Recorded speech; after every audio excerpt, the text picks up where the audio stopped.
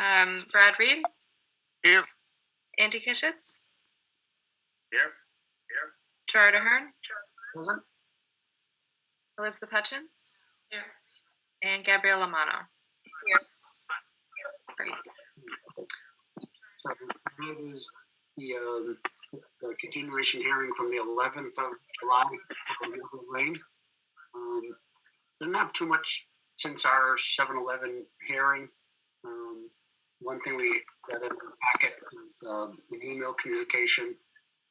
It looked like it was back and forth between Christopher Hoyt and James Moran regarding site distances and plans with screening. I know we talked a little bit about that topic last hearing, and there was talk about maybe a site easement or something. And so I wanted to, part of tonight, at least get an update on that, and if there's any new information. And then we received a letter on, well, it's dated 7/17, came in today to the board from Bethany Bethune and Chris Hoyt regarding concerns and requests for decision consideration. I think they listed like 7 or 8 points. So sometime tonight we'll have them, if they're online, present it, or we'll bring it up on screen, and we'll speak to it and let the applicant chime in, or anyone else has questions. So with that sort of background,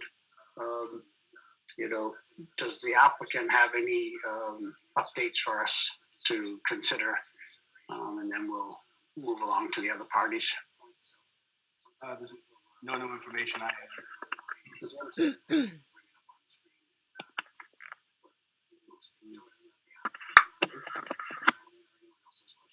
So let's see. How about Amy? I think that's our Amy Ball there. Any new information or any items you want to bring to the board's attention at this point? Good evening. For the record, Amy Ball from Horsey Wetland Group. I had a brief exchange with Valerie last week regarding the vernal pools and the wells. And the question had come up at the last hearing about, whether or not they would potentially have an effect on the water levels within the vernal pool. And the applicants had provided a plausible explanation, but I said I would check with our hydrogeologist and regarding the deep wells, the deep wells versus the shallow aquifer, and it sounds perfectly plausible. Our hydrogeologist recommended that there be some sort of documentation of how that works in terms of the groundwater, whether it's a well log or something along those lines. Forgive me, that's not my area of expertise. Right. I can speak to that. So under state mass guidelines, I think Joe can chime in. So we have to hire a state licensed well driller, and they do submit a log on depth and quality and quantity, and it will go to the board of health. The log, and it's it's the requirement of the Mass State well driller. They submit that information. And that should sort of close that loop on that. Yeah, Mr. Chairman, just with regards to an earlier question, who monitors the wells in the long term? It is the town. There's no DEP involvement, because these will not be public water supply wells. They'll be all private. Same as anybody that has a single family house and sinks a well. That's how they'd be overseen and administered. All right, thanks. So let's see. If that's the only item that we need to discuss at this point from Horsey Wetland Group,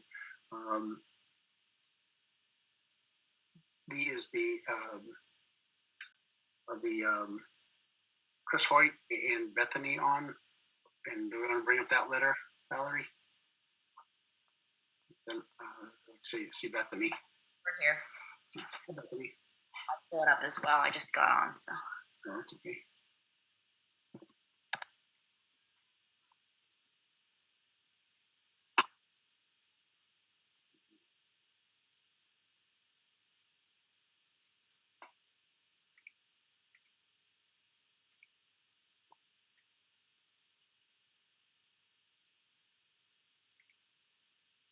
All right, you should be able to see it now. Maybe just enlarge it just a little bit. Sure. All right.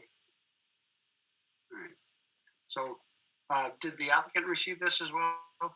No, I did not. Okay, it just came into us today, Jim, so I just read it right before sort of the hearing, maybe an hour or so ago, but so as they acknowledge, as we're getting close to, closing the probably the public hearing at some point soon, they asked us to consider some items.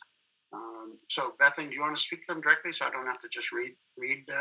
Yeah, sure. So, I mean, mostly. Just identify yourself for the. Sorry, record. this is Brittany Bethune, 342. Sorry. So yeah, just making sure, obviously tying into the fact that like in writing somewhere in the formal application that it's 55 plus in the 6 market rate units, as well as that only 2 adults can live in those units. Obviously, like we can't necessarily dictate when visitors are there, but obviously, like that's a concern if like a lot of people are all there for the holidays to draw on the source. But just somewhere in the formal paperwork that states that this is in fact restricted for those 6 market rate units. Obviously, we're quite concerned about the trees on our property line since we don't have many. So we just obviously want to keep that at the top of mind. Let me. You did include a couple photos. We can see those probably. Yeah. Mhm. Yeah. And then as far as the screening trees, their most recent plans had them kind of behind our shed. We just want to make sure we get proper screening all along because the stockpile is going to be right there, and from the get-go, it's going to be right there. So we're requesting that before work begin, we get some sort of screening kind of from the top that's going to be adequate, because it's going to be there for the majority of, if not all of the project. So we included photos for that as well.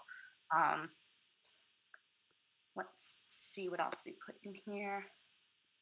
Yeah, so I just didn't know if there was any way to kind of require documentation outlining who's responsible for what, as stated in the last meeting, that they were going to be created and sold in groupings, the units. I don't know if that's still accurate, but just like who's responsible for maintaining what, as they will start if they move into the homes or something, if they start using the septic or whatever, like who's maintaining what, who becomes responsible for what at each given point in the project would be helpful to know. We're obviously, like, there's, as far as we're aware, their O&M is still incomplete for a lot of these items. There was a page, I believe 239, we said, that had a lot of things that said yet to be determined. So just, we're, concerned about getting a complete O&M because, obviously if once the applicant is no longer part of the project, it'd be nice to have a clear outline of who is responsible for what maintenance and all that, for every aspect of the project, not just what's been provided. And then the site distance obviously is concerning still as well. For us, I mean, obviously we're already here and we experience it on a daily basis. So we're just concerned about the future residents of the development. And then obviously, like, I'm not sure if it's possible for the board to give any kind of time, like parameters, like the project can't drag on for 8-10 years or whatever. Obviously, I'm not sure if that's something that can be done, but since we are the ones right there and there's a stockpile going right next to our house, we're concerned about the length of the project. So, and then when you flip through to the your photos and whatnot, I think that was the sum and total of your yeah. items, but then you can sort of explain. Yeah, so these are the 4 trees in question that are right on the property line. It's really hard to tell, and I don't think the applicant has marked that corner because it kind of comes to a point. We think it's the Y tree, but nothing has been marked at that specific point because if you look at the main site plan, you'll see it kind of cut back before it hits the other abutter's property and then go backwards. So just, nothing has been marked on that line. So obviously we want to make sure that the root structure of these trees is safe throughout the construction, obviously, because we only have so many trees on our property. Right. So that's the first location, and we depicted it on the plan as well, where it roughly is. Oh, it didn't come through. Interesting. We had drawn on the image. All right. Well, so yeah, it's exactly where your cursor is. And then on the next is the screening. There's this big open gap right here right now, and this is where the requested screening is. At the start of the project, it gets kind of like something relatively mature enough to provide adequate screening. Obviously, not something that'll take 3 to 4 years to come in to screen. Would be great. So that's where they'll be having their staging area. Yeah, that's also one of the proposed stockpile locations, right? That tree and beyond is kind of the area. Okay. So, Jim, where you said you hadn't really seen this, but just scanning through some of the items, do you have any comment about some of the? Yeah, I would say that we would do a little bit of berming. Oops, I lost that photo, but do a little bit of berming. Can you go back to that photo? The first one or the second one? The second one, the one that was just up. Okay. Yeah, that one. So when I met with Chris on site, we talked about potentially screening. We showed some screening originally way back when we had more units and we were trying to offer some screening from the shed. But Chris said he would like the screening from the shed to the home.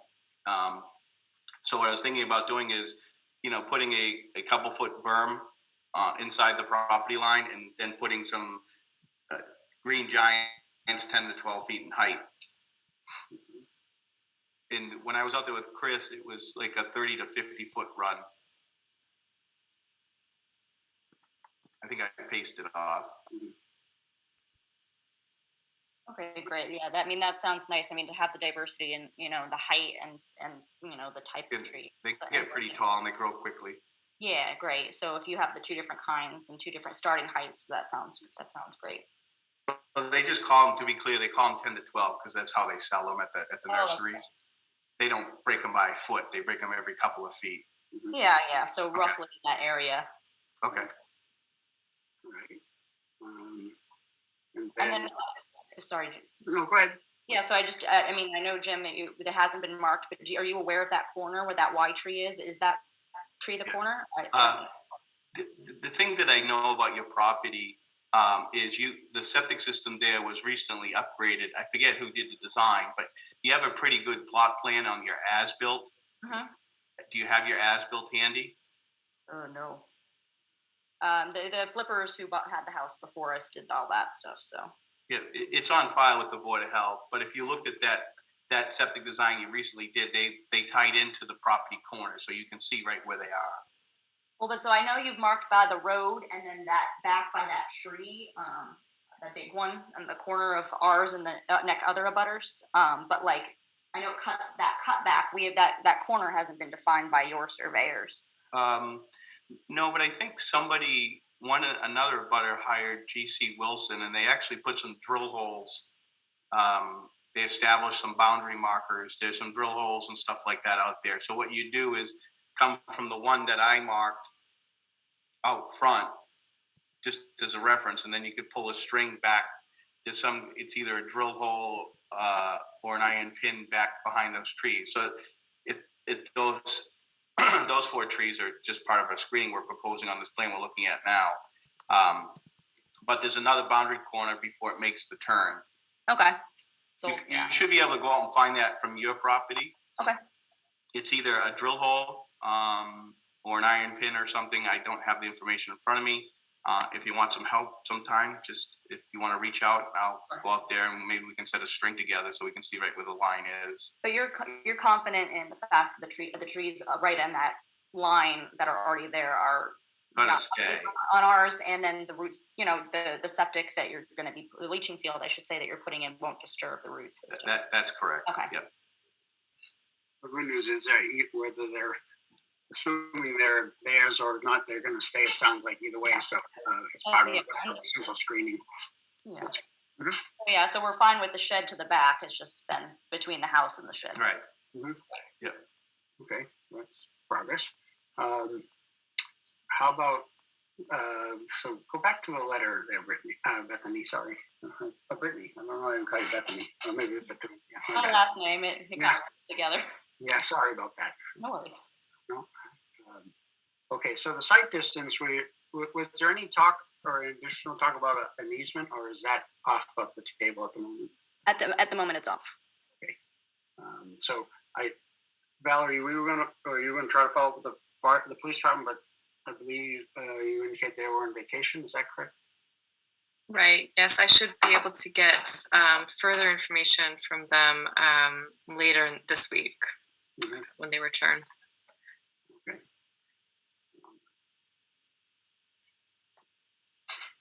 So Joe, what's the ramification? Would that hold open the hearing for information from the police on that or type of thing? If that was like, say, an open, would the only open item, or? No, I think the board is free to. Mhm. The board is free to come up with conditions, and essentially what we had talked about last time was whether or not the chief didn't want the speed indicator sign, but could there be a sign that says line driveway or intersection, just a warning sign ahead, and it would be appropriate for the board to put a condition like that in it if you felt that was important. Yeah. You might just put that in as a place. The final introduction of street signs is between the police chief and the board of select. You really can't dictate what happens within the public way. You can dictate what happens on the site proper. You might condition it in that manner that the applicant will work with the select board and the police department to put warning signs up if deemed appropriate. Okay, all right. So I just want to be sure, like, if Valerie would reach out to the police and then they had some additional feedback, if we get through the waiver study, and again, I know we have our deadline coming up to close the public hearing. If we got to the point where we could close the public hearing, we craft a decision that was that, again, because you can't dictate what happens in the public way, you crafted a condition that compels the applicant to continue to work with the police department and the select board on warning signage or whatever that. If they were willing to pay for the speed sign, which is expensive, and simple warning sign, can't imagine an issue with that. And the condition is for them to work with the police chief and the select board. If they ultimately decide nothing need be done, then that's their decision. You've done your job at thoroughly vetting it. Okay. Just to follow up on a couple of the timing questions, with regards to responsibilities, regardless of whatever happens with transfer of the project over to the new condo association, which generally occurs under state condo law at the 70% sale, the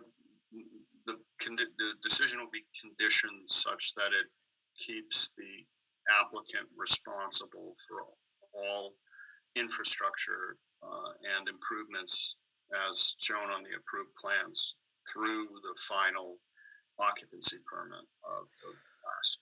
There would not be an instance in which the condo association, is all of a sudden responsible for complying with the conditions of the comprehensive permit, because technically they at some point own majority of the property. It's seen that happens, and there could be, obviously there'll be bank accounts set up for the new association and monies will start to go into that, but the developer will be ultimately responsible for satisfying all of the conditions of the comprehensive permit and making sure that they close that out. So with regard to the timing on doing the project, there'll be a 3-year time limitation on the comprehensive permit unless extended, and that's to begin the project. So say financing took 3 years, or there was a downturn in the economy and then decided to shelf it for 2 years. There is a life expectancy or an expiration date on the comprehensive permit. But once he starts, there is no requirement, or should there be, on him finishing the project. You can condition certain things with regards to if construction ceases for a set period of time, say 30 days or 45 days, that disturbed areas will be stabilized and vegetated, or that certain aspects that need to be finished as far as the infrastructure to support any kind of delay that occurs. But having lived through 3 economic downturns now, I've seen projects that just don't, that they have to do what the market does. And if units aren't sold, then units aren't sold. If Jim's deal is that he's going to build them in batches, then he's got to watch the market and do whatever happens. So you can obviously addressing the concerns of the neighbors on point. This isn't a complicated project. This isn't a deep project that's going to take years and years and years of site work with trucks going in and out. It's going to come down to Jim finishing the infrastructure, has to finish the septic system and the stormwater, even to support the first few units. What would most likely happen is the unbuilt units would be padded, so they'd be brought to grade. Utilities would be brought to close proximity to it. It could even be that foundations are put in and then mothballed. So if there was an extended period that sales were non-existent, then I don't see that as being a huge detriment to the project. If it was a much larger project, hundreds of units, multi-phase, certainly that would be different. I have a quick question. Is there any place for us to require bonding in this to ensure completion of the infrastructure? I would, we have to be cautious of bonding. This is a private development. It's not similar to a planning board roadway construction in which the town ultimately is going to take over the road and has, and each lot is given release from the planning board so that there's a responsibility on the part of the planning board to make sure that the roadway and the infrastructure are completed.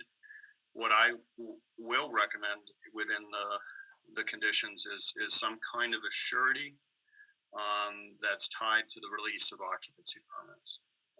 So if certain aspects of the infrastructure are not complete, that a surety is put forth to complete those, and it's more punitive than a classic bond in which the town would step in and take the bond and finish the project. The most the town would have to do is step in and put something right that was causing some environmental problem with, say, stormwater or the septic. But it's just it's not a classic bond. It's more of a surety, and again, it's tied to the release of occupancy permits prior to completion of the roadways or completion of the infrastructure. So a classic example of this is Jim wants his last occupancy permit on the 8th unit, but he didn't have absolutely all of the landscaping done, and he hasn't put the final finished coat of pavement down because it's late November. The board could entertain granting that or seeing fit to advising the building inspector to grant the occupancy permit if surety was posted. to take them through the winter and let them finish the project on the back end so that they can realize the sale of that unit. So that's how that normally works. I believe we implemented that approach with the Sunset Ridge properties. With Vin Gately was the developer. They had a surety that dealt with that sort of topic, Joe, with that scenario. And I remember, he requested at some point the board acknowledge that he had completed all the sort of final tick-off steps, that the roadway was done. The people that were in the property were very interested to be sure that it was done right. And then once we got approval and confirmation from, I believe it was even our peer reviewer and the building inspector, confirmed that yes, it was done, and yes, it was released. So, and that's the way that the condition would be similar to that. The form of the surety would be in accordance with the same statute that allows bonding, and it would be in the same form as that. It could be a cash bond, it could be a tripartite agreement with a financial institute. There's mechanisms for that. Certainly, some developers are creative and will even ask that a unit be used as surety. Obviously, that has value. Whatever it is, Mr. Reed, there's going to be something there that makes sure that there's impetus to finish everything that need be finished at the end of the project.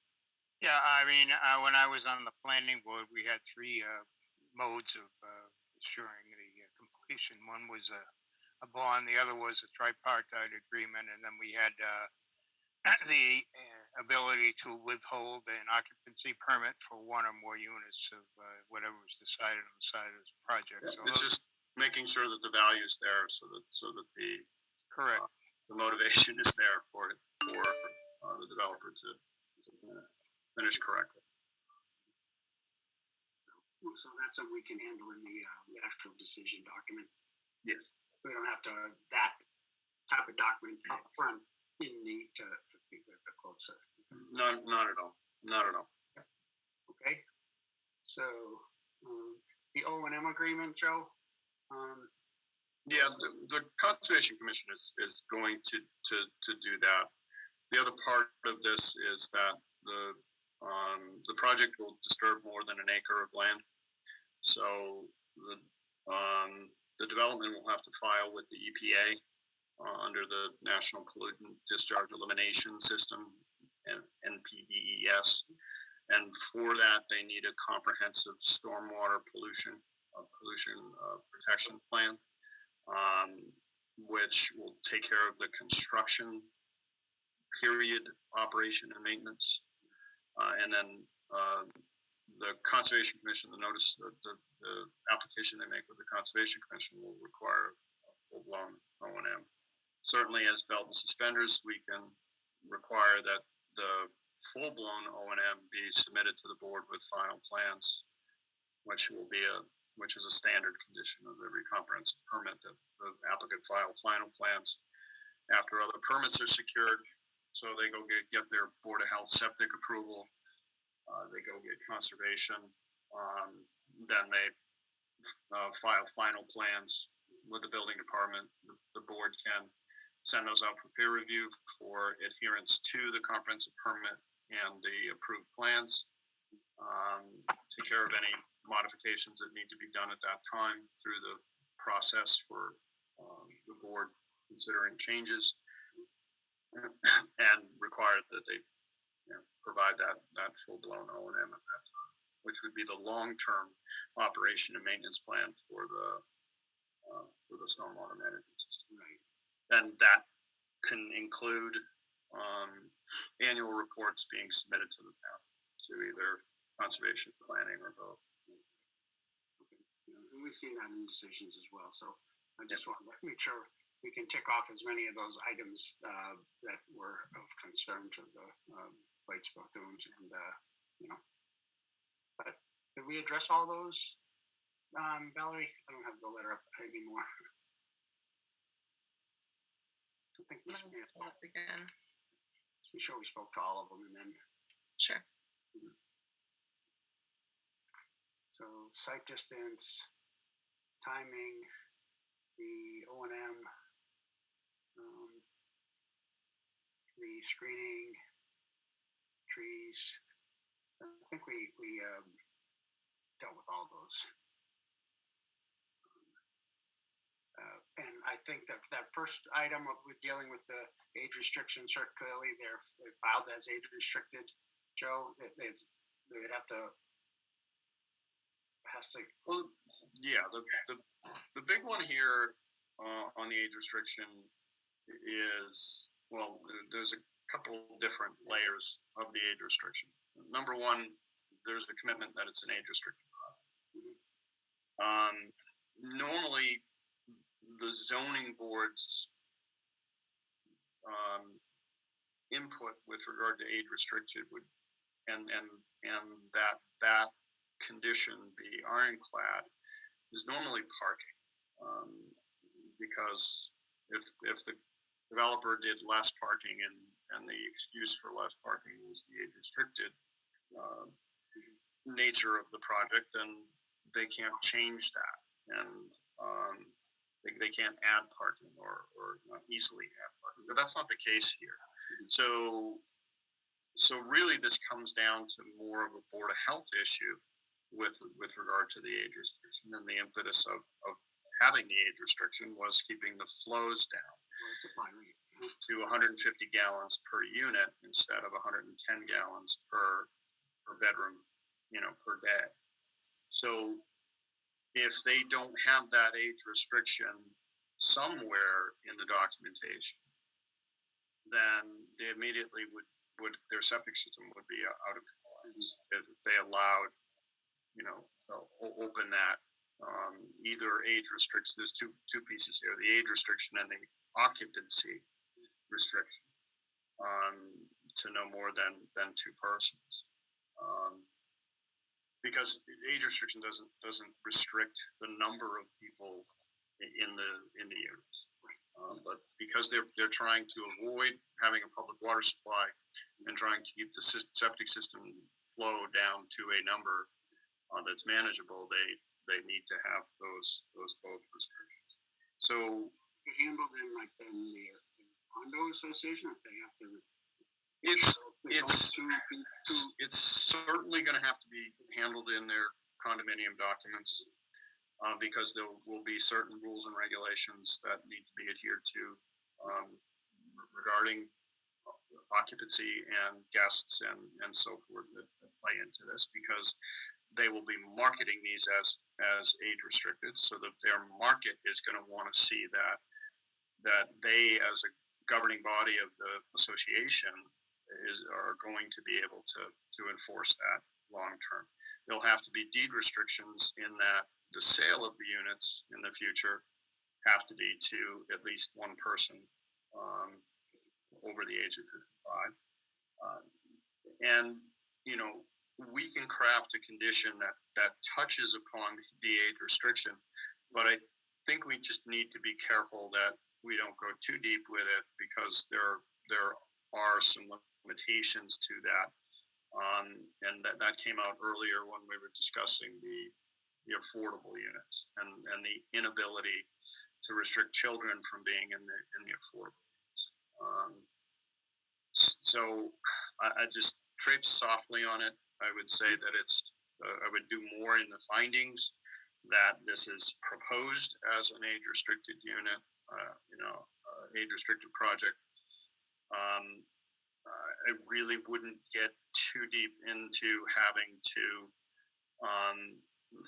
review condominium documents and review drafts of deeds for the appropriateness of the restriction within that. What I've found, actually, when I was on the zoning board in Hudson, the developer came back on the Esplanade, which was a 55 and older 40B in downtown Hudson. They came back because they couldn't sell the units and they wanted to remove the restriction. and they had sold about half the units. And they came to a meeting asking the board if they could eliminate the restriction. And I just said, look, we're not even going to consider it until you turn around and look at the 90 people that are here that already live in the establishment, that have bought in an age-restricted community, and that if you change it, you're going to be in breach of contract with all of those people. So the most important thing is that Jim's marketing these as 55 and older, and the people that are moving into it are going to want that restriction ironclad in place in perpetuity. One quick question, Joe. On the affordable units, we can't restrict the number of occupants or the age. How does that affect the septic systems of those 2 units? Well, we can restrict, or there can be a restriction on the age. It's just the occupancy, and they can't not let children in. So if a couple has, there's one person that's 56, the other person's 48, and they happen to have a child, they can't be restricted to move into the affordable units, regardless of what the condo docs might say with regards to occupancy and children. With regard to the septic system, these are formally age-restricted units. They have formally, the state says that they're 150 gallons per day per unit, and it doesn't speak to how many bedrooms. It doesn't speak to how many occupants. It just says if it's age-restricted, then it's 150 gallons per bedroom, so they'll be in compliance.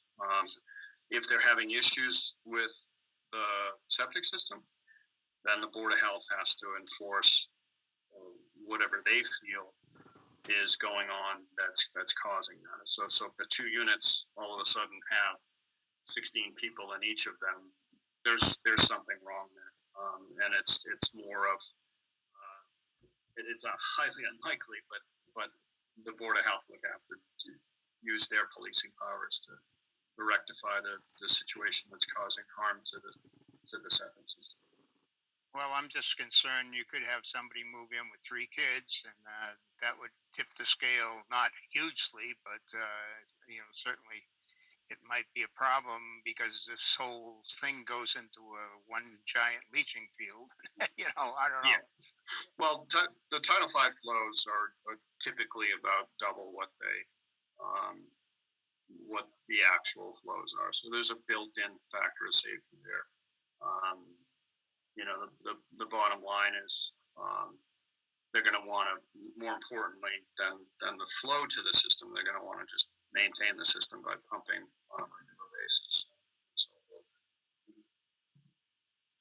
Right, can I speak on this a little bit? Jim knows more than I do on this. So if everybody can remember, I just stepped back a little bit. When we went down to 8 units, it's on the plans that were submitted that the affordables, I was talking with Valerie and one of the state planners, we did go to 220 on those 2 affordable units. So they're not 150. And going down to 8 units, I ran some quick numbers. The system would still stay under 2,000 gallons a day. If you do 220 times 8, it's 1,760 gallons, which the system would still be under 2,000 gallons. And the nuance there is just that once you get to 2,000 gallons, you have to go to a different kind of system. So. Right. But even if we did each bedroom at 220 at 8 units, it's 220 times 8 is 1,760 gallons. So we have the room even if we wanted to do that. It wouldn't be like, because we came down in the numbers, if everybody remembers, we went from 11 to 8, and that just freed up a lot of the infrastructure. I think that's speaking to the septic. The well is a different story. There's the difference between a public water supply and a private wells is serving more than 25 people. So they're the age restriction and the occupancy restrictions are keeping them under that, regardless of how many wells they put in. It's per site, not per well. They need to stay under that.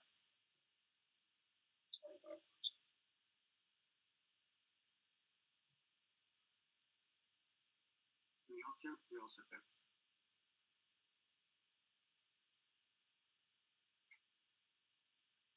That's all I have. How about for Jim? Is that all? Yeah, I was just trying to answer the concerns on the septic. Yeah, okay. Mhm. All right. All right, so I think we've addressed this letter, and what we can address, well, at least to say through conditions, we can button that up as well, so that's good. Any questions from, this is nothing from the board, from any abutters at this point on what we just spoke about, and then if not, then we should probably bring up the waiver list and go through the waivers one by one and make a decision on whether the board sees approval of those waivers.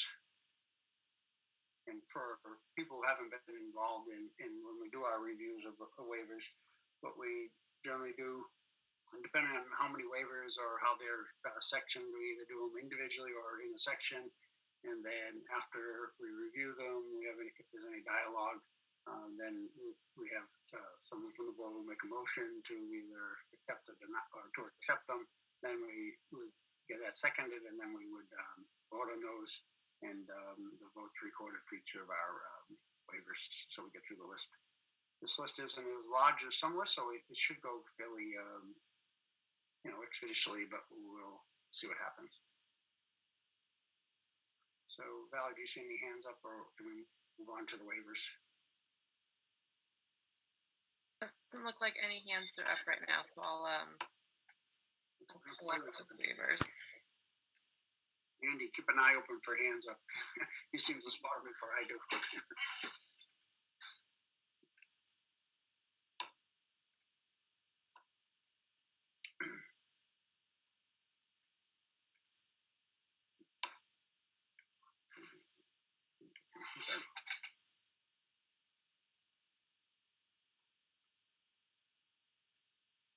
So I'll just note that this is the last waiver letter that I received, though I know that there's one, this one is no longer requested, so it would be appropriate to deny that.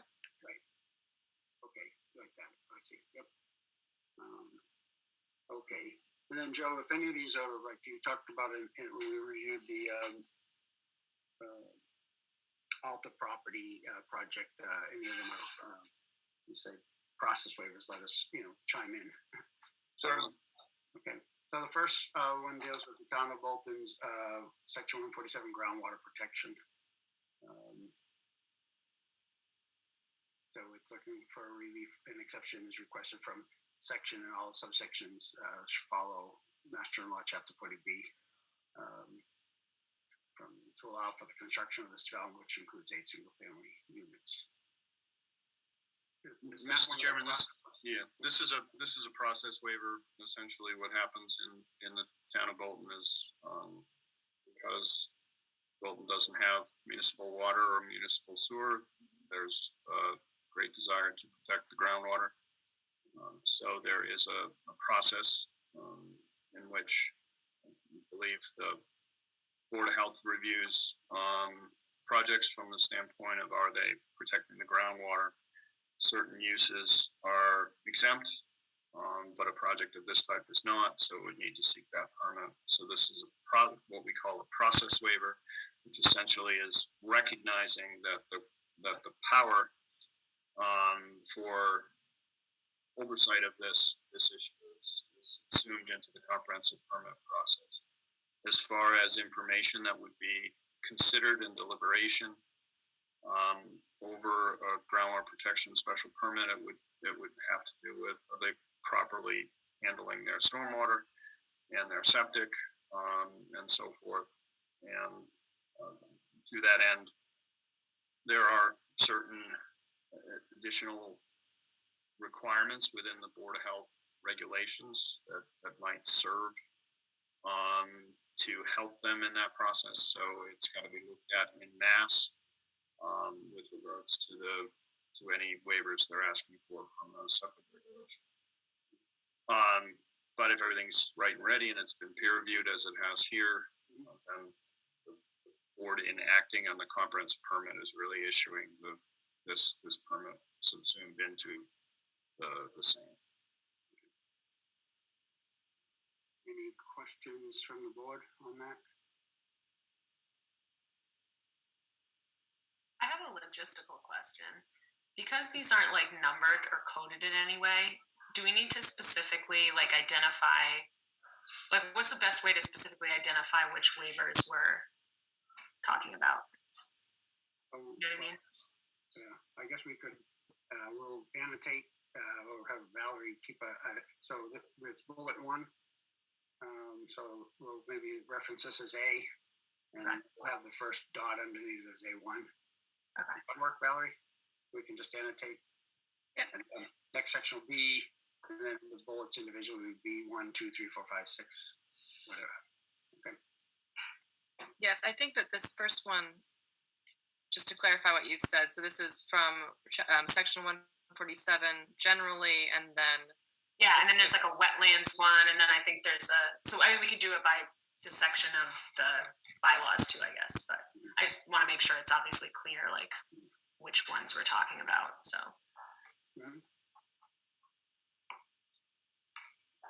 Just for my information, what is the current requirement on the Bolton local for a location of 56 feet? It's what they're requesting from a wetland resource. Well, first we're south of the top one, Brad. We south of there with this first one, and right, the exception. So this is A1. We sought the motion. We sought to entertain a motion on that to accept this this waiver A1. yeah, I'll make a motion to accept the A1 waiver on groundwater protection. Second. Thanks. So just to be, as I was trying to refer to earlier, so is that from, are you? Oh, I see. So I see what you're saying now. Yeah. So they've asked for generally from section 147, and then I think we might need another motion to handle 147-1B3. Okay. Okay. I was thinking that they were talking about that section in the bullet below was what they were actually looking for. I mean, yeah, if you interpret it differently, let me know, because no, that's good. The way I would write, I'd rather be more granular than too broad, so that's fine. Okay. So the first one will be A and then A1. So those in favor, Brad Reed, Aye. Andy Kishitz, Yes. Gerard O'Hearn, Yes. Elizabeth Hutchins, yes, and Gabrielle Amano. Yes. Okay. Mr. Chairman, Yes. since one of our board members who's not here tonight had questions about wells, I would like to request that we take the entirety of Wetlands Bylaws Section 233-2 and move it to the bottom so we can address all issues about wells at the same time. Okay. Sure. We can skip it if necessary around. Address that first. So, you want to scroll down a little bit, Valerie? So then, well, do we need one for this one in particular, the 147? So that first one was for A. So now we need A1. Yeah. So I'll make a motion to approve the waiver requested from section 147-1B3, or bullet A1, if that's what we want to call it. Right. Okay. Thanks. Second. Brad Reed, Yes. Andy Kishitz, Yes. Gerard O'Hearn, Yes. Elizabeth Hutchins, yes, Gabrielle Amano, yes. I'm going to skip the next section. We're going to recall as B, and then we'll we'll call it C, and it's the permitted uses under 250-12. So one exception being requested multiple structures because that's not strictly allowed. So this is pretty standard for a 40B. So I'll make a motion to approve bullet C, exception from zoning bylaw 250-13C. I think we're doing 250-12. 5012, right? Mm-hmm. Oh, am I missing? What? Oh yeah, sorry. I jumped ahead. Okay. So do we have a second on that? Second, Okay. Brad Reed, yes. Andy Kishitz, Yes. Gerard Ahern, Yes. Elizabeth Hutchins. Yes. Gabrielle Lamano. Yes. All right, so the next one will be item D. And this is one building per lot, 250-13C. And we're going to have 8 units on this condominium lot, whatever, you know, so. Again, this is a 40B sort of required exception. I'll make a motion to accept bullet BCD, exemption from the zoning bylaw section 250-13C. Second. Thank you. Brad Reed, Yes. Andy Kishitz, Yes. Gerard Ahern, Yes. Elizabeth Hutchins. Yes. Gabrielle Lamano. Yes. Perfect. So we'll say E is the Bolton zoning bylaw 250-17 driveways and parking exceptions requested to allow private shared driveway to access 8 dwellings. Shared driveway will be constructed with an increased pavement width of 20 feet in accordance with the horizontal alignment specified in the subdivision rules. Okay, so this is B. 250-17. Any discussion on that one? I guess my only question is 20 feet pretty like standard for this type of development for the road. I know it's not a road, but like the driveway road width. I think that would be a wider road. Development roads, I think, at 24 feet.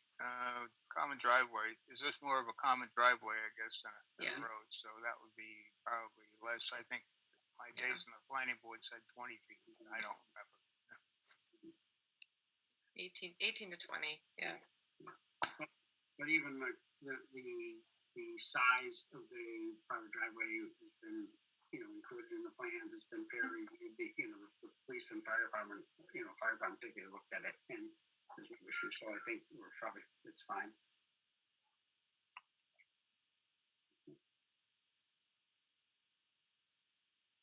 So I'll make a motion to approve bullet E, an exemption from the zoning bylaw section 250-17.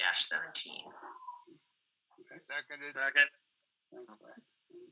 Brad Reed, Yes. Andy Kishitz, Yes. Gerard Ahern, Yes. Elizabeth Hutchins. Yes. Gabrielle Lamano. Yes. Moving along. So F. F deals with well locations, and so we want to deal with F and B together. Andy, is that what you were talking about? Yeah, it's because Brian Holmes had asked the question to get some clarification on what I believe what the differences were between the state regulations and the local regulations. Correct. So that's why I wanted to address them together. Okay. So let's look at the B area.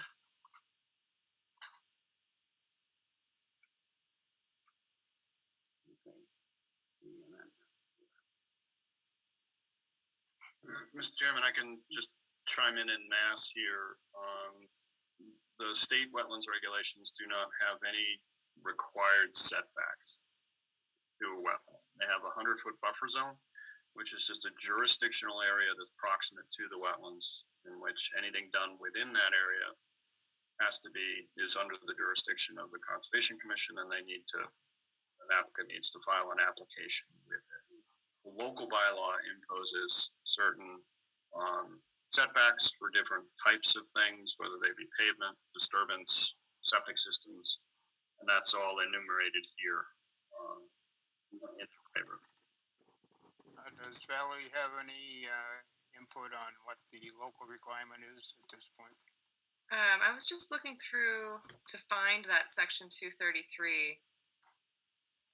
Yeah, I could probably help you a little bit with that. Thank you. When I saw that come in. More specifically, section 233 first. More specifically, I think what we were looking at is the Conservation Commission imposes the first 25 foot of the so-called buffer zone that we're thinking of at the state level as part of the aura or the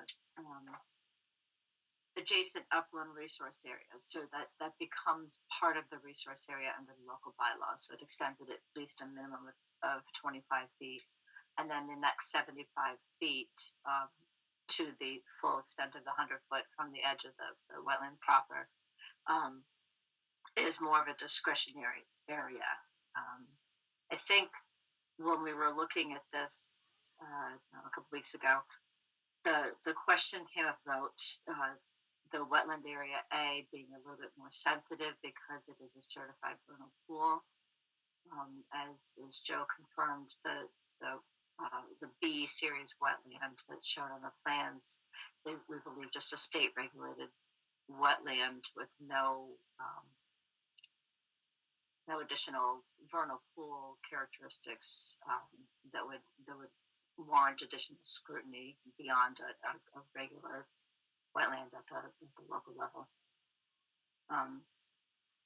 And we had discussed this a little bit last week. I don't want to get too far ahead of it. Not with respect to the wells, but let's get the other couple of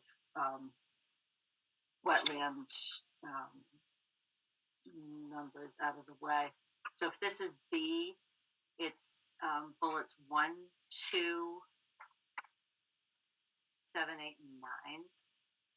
Those are the ones that discuss work within wetland resource areas that don't involve the wells per se. It's the clearing or the grading. And specific to the vernal pool, which is that A series, that's pertinent to grading within 30 feet of the wetland, pavement within 56 feet of the wetlands. That's the 1 and 2. The retaining wall, which is number 9, and the drainage outlet, which is number 8, and then number 7 is the unit 7 within 90 feet. So for all of those, I think the way that the local bylaw reads is that any discharge of solid or liquid fill, storm drainage from roads, driveways, or rooftops into or within the boundaries of the pool or its habitat, which now extends the full 100 feet out, would be prohibited under the local bylaw. So that would be grading, pavement, retaining walls. I'm less concerned about what's happening 90 feet from the unit 7 being to the wetland B.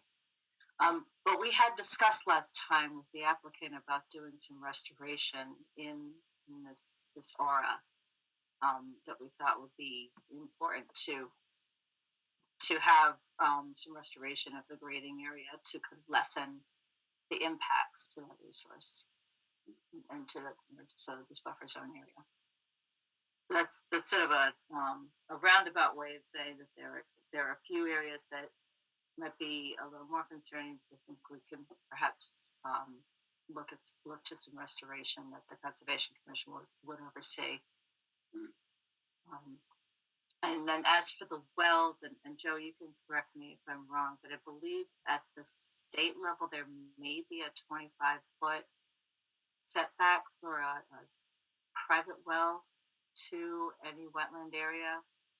And certainly under the local, it's not the bylaw so much, but there's a local well setback that I believe is also 25 feet that mirrors the state.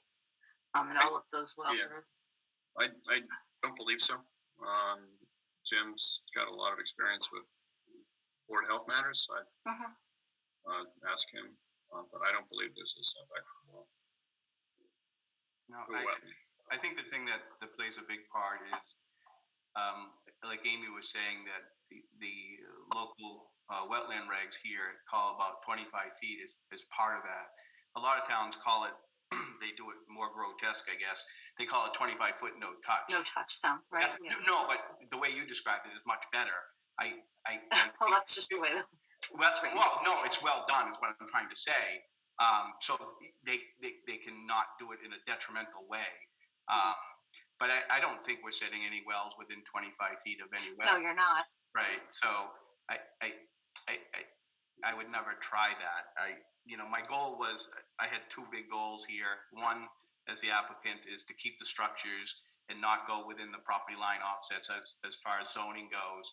The other is not to upset, a 25-foot, like Amy was saying, included in the wetland. The first 25 feet is the natural resource area. So that's, those were my two big things when designing the project, and I put a lot of priority on those two items. I have a quick question. If we waive these requirements from the local bylaws, does that pretty much take the Conservation Commission out of the process? It wouldn't, because they are still working within 100 feet of state regulated wetland resources. And so they would still need to go to conservation, at least at the state level. Amy, can you verify whether, do you know if this is numbered correctly? I'm just reviewing the bylaw regulations. I'm not seeing a section 233. I might be looking. Well, that's the bylaw. I'm looking in the regulations. And the regulation that I was speaking to about the vernal pools is regulation 3.07. 3. Okay.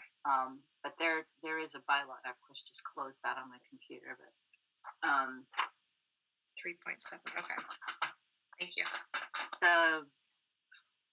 The regulation under this is also a regulation under 3.02. 3 is the adjacent upland resource area. And that really speaks more to just a discretion on the part of the Conservation Commission to leave the full 100 feet around the edge of a wetland boundary in an undisturbed natural state. But the performance standards really speak to mitigation being commensurate with the size and scope of the project. And also speaks to some of the replication and restoration of the aura, or the buffer zone, being stabilized. And I think, we had discussed this with the applicant last time about doing some more robust plantings in those areas that are going to be graded or already graded due to the existing roadway. Those would be handled within like a condition to capture that discussion, or was that just a finding that we put in the decision that there'll be some additional work within the aura to, I guess however you typically handle that, Valerie. Okay. Yeah. Okay. So we got that noted, Valerie.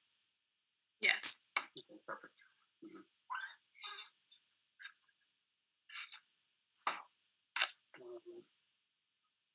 Andy, you think that covers the intent of the inquiry? I think it does, but I want a second opinion on that. I think so. Okay, perfect. So, so why don't we look at it? Why don't we look at then we'll call this section B. B, and I guess we deal with B1 through 9.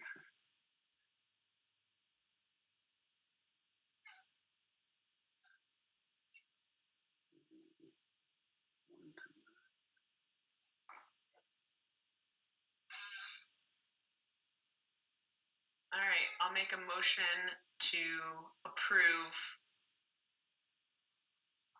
B1. do you want me to kind of dictate what they're about, or is it okay if we do it like a B1, B2, B3 situation? I think we're gonna do fine as long as we go in that order, B1 to 9. I mean, it's clear what they are, you know. Okay. You should say B1, the 56 foot, or B2, the 30 foot, you know. Okay. Yeah. So to approve the waiver for the B1 variance of 56 feet, pavement within 56 feet of a wetlands resource area. Second. Brad Reed, Yes. Andy Kishitz, Yes. Gerard Ahern, Yes. Elizabeth Hutchins. Yes. And Gabrielle Lamano. Yes. This will be B2. All right, I'll make a motion to approve the variance B2 to allow grading and clearing within 30 feet of a wetland resource area.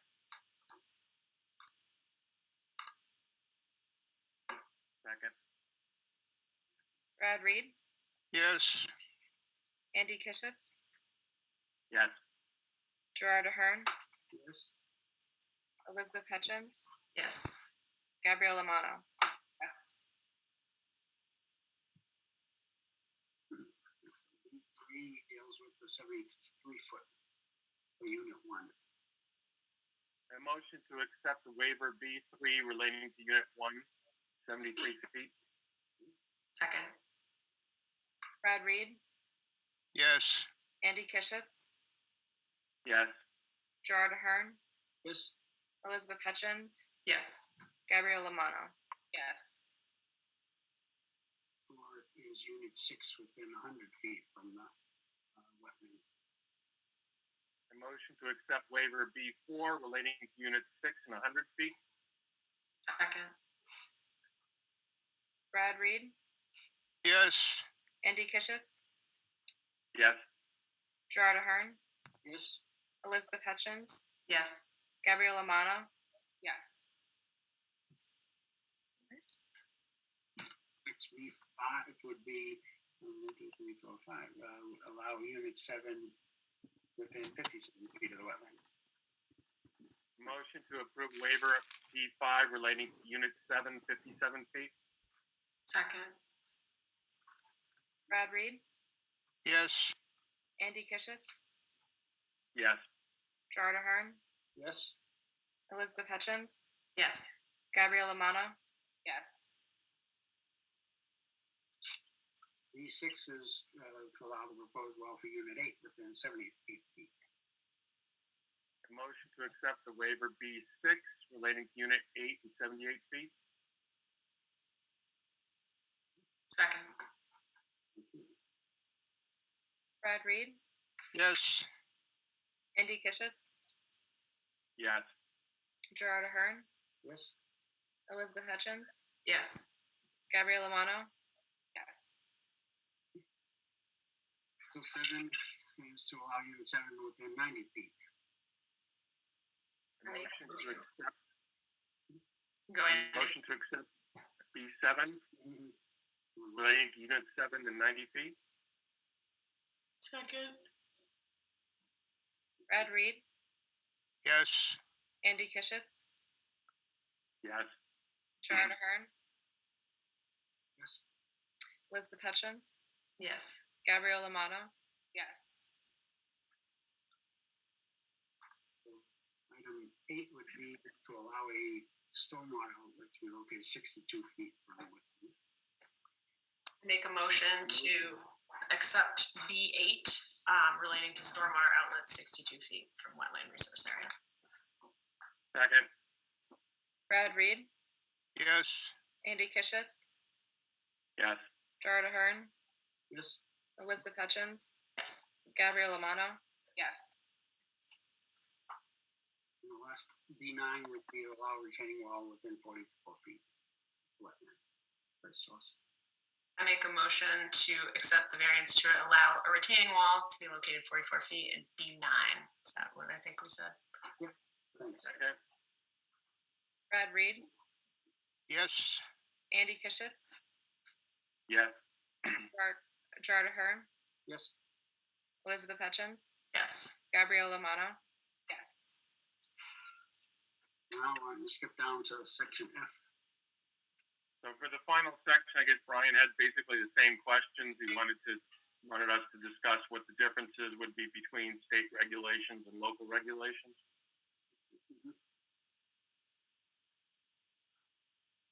And Mr. Chairman, I have Title V opened up so I can let you know what the difference is.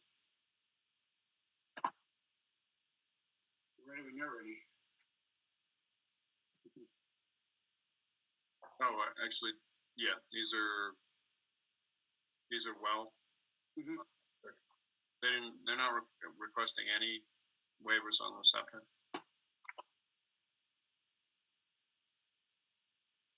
Noted.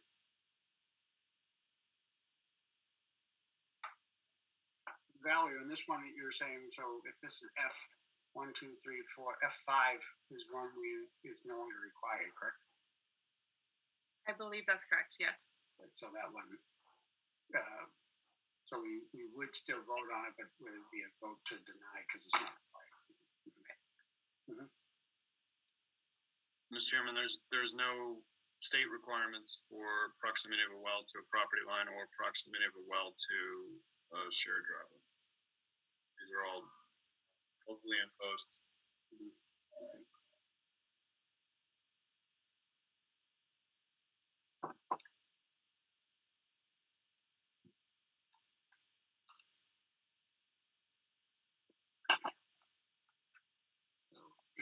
Joe's announced any other questions?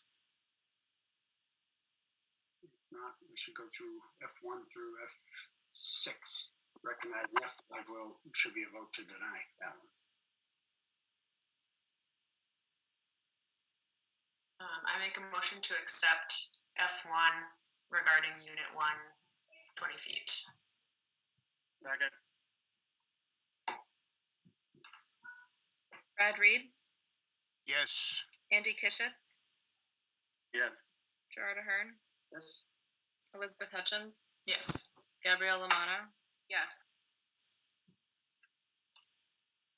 F2 will be Unit 3 within 38 feet. I make a motion to accept F2 relating to Unit 3, 38 feet from property line. Second. Brad Reed, Second. Yes. Andy Kishitz, Yes. Gerard Ahern, Yes. Elizabeth Hutchins. Yes. Gabrielle Lamano. Yes. 3 would be to allow the Unit 6 within 36 feet to the property line. I make a motion to accept F3 relating to Unit 6, 36 feet from the property line. Second. Brad Reed, Yes. Andy Kishitz, Yes. Gerard Ahern, Yes. Elizabeth Hutchins. Yes. Gabrielle Lamano. Yes. 4 would be to allow the well for Unit 8 within 20 feet of the property line. I make a motion to accept F4 in regards to Unit 8, 20 feet from the property line. Second. Brad Reed, Yes. Andy Kishitz, Yes. Gerard Ahern, Yes. Elizabeth Hutchins. Yes. Gabrielle Lamano. Yes. We're on to F5, and this is one where the applicant no longer requires it, so we should probably entertain a motion to deny that one. Okay, I'll make a motion to deny F5 in regards to Unit 1 being 24 feet from a sewer force main. Second. Brad Reed, Yes, we will deny that. Andy Kishitz, Yes. Gerard Ahern, Yes. Elizabeth Hutchins. Yes. Gabrielle Lamano. Yes. And then the last one on this list would be F6 to allow well Unit 8 to be located 41 feet from the property, from the shared driveway, sorry. I'll make a motion to approve F6 in regards to Unit 8, 41 feet from the shared driveway. Second. Brad Reed, Yes. Andy Kishitz, Yes. Gerard Ahern, Yes. Elizabeth Hutchins. Yes. And Gabrielle Amano. Yes. Okay, good. So we got through that. I think that was a good exercise to do, and thanks to the board and the participants from fair use. Hopefully that's good news for Jim. Yes. Okay, so do we have any questions? I think given where we are, I mean, we've sort of looked at everything we've received to date. We've talked about items that if there's some questions, we can probably handle through the conditions process of the decision. I think that's good progress. And at this point, if there's no questions from either people online or the board, I think we should entertain a motion potentially close the public hearing. Are we still going to wait for the information from the police chief about the sight lines? I think from what Joe described is we can condition that the applicant will be working toward, addressing the sightline safety issue, and that we wouldn't have to keep the hearing open to obtain additional information. Was that a correct understanding, Joe? Yes, Mr. Chairman. Yeah. Was that good for you, Liz? Yeah, that's fine. I just wanted to make sure we didn't close it and then say oops. No, that's what I try to be sure. I asked that early on because I had that hesitancy about, not that we're trying to rush because we've been, moving along with this project, it's taking a while, but we are bumping up to our statutory next deadline, and even though the applicant's approved until the 5th, but our timing for people with vacations and everything else makes sense to maybe conclude at this point, at least on the public hearing portion, so we can go to the decision phase. So I will make a motion to close the public hearing at this point. Second. Brad Reed, Yes. Andy Kishitz, Yes. Gerard Ahern, yes, Elizabeth Hutchins. Yes. Gabrielle Amano. Yes. all right. So the only other thing we need to do is, for Valley, that puts a little target on your back with regard to a draft decision. And when you think we'd have something, we could schedule a hearing to start that review process. Yes. It looks like either the week of August 8th or August 15th would be good. I think someone had a vacation the week of August 8th. Is that correct? August 8th will now work because now we're going to be out of pocket the 13th to the 19th. So the week of the 8th I can fit in now. Sorry, could you repeat that? So you're going to be gone the 13th to the 19th? Starting the 13th, I think now I'm out of pocket. So I will have availability, in that week. Okay, so either I'm available that week, either the 8th or the 9th, a Monday or a Tuesday.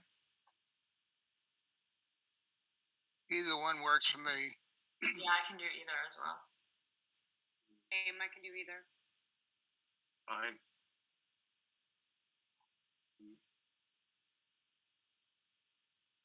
How about the Tuesday?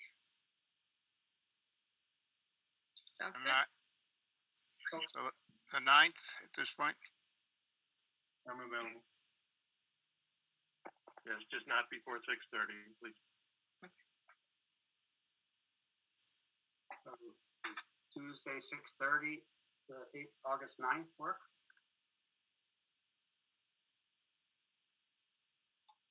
That's good for me. Okay. All right, so All right, we don't need a motion on that, it's just that's the time, right? that's right. Okay. All right, so that's our next, so we'll get something in advance. And Valerie, you'll reach out to the parties, Joe, town council and whatnot to make sure the decision doesn't have any in that doesn't belong in it, and we have the things we need in it. Definitely, yes. Perfect. You read this, Joe? This one's not as complicated, Mr. Chairman, because it's for sale and Mhm. been there, but there are a little bit nuances with the age restriction that we want to get some input from town council. Right. And I'm just because it's every year, like we may have dealt with for sale before, just to be sure we're current on any type of changes in the state laws, or I'm certainly not up on those things. Okay, well, thanks, folks, for always the participation and the endurance. We take a little longer than we always think they will, but it is a process. So I know you had a little frustration in the past, Jim, when some of the timing and whatnot, but we do have our best intent always to work the process. So. Yes, I do appreciate everybody's time and everybody's seriousness. It's a wonderful community, Bolton, and just want to make it better. And I really, truly appreciate everybody's time through the long process. Yeah, we do too. We have a great board, people that just bend over backwards to be flexible to meet different times, and the state imposes different things, so we can't only miss one meeting. And Valley does the work of like 6 people, so Right. Yeah. it's really good that everyone participates. And our peer review teams are really so well versed in their subject matters, and so it's great to have the process. Appreciate all your assistance. Okay, well then we'll see the board on August 9th at 6:30. Right. Thank you. Good night, folks. Right. Oh, do we have the motion to adjourn, Valerie? I will make a motion to adjourn. Second. Brad Reed, Yes. Andy Kashitz, Yes. Gerard Ahern, Yes. Elizabeth Hutchins, Yes. and Gabriella Mono. Yes. That was very emphatic, Liz. I know. My voice just didn't work for a minute. No, thanks. And Liz, thank you for taking on the job of making most of the motions tonight. It was great. That's all right. No problem. We always appreciate it. Thanks, Amy. Thanks, Amy. Have a good Appreciate night. it. All right, you too. Good night. Bye.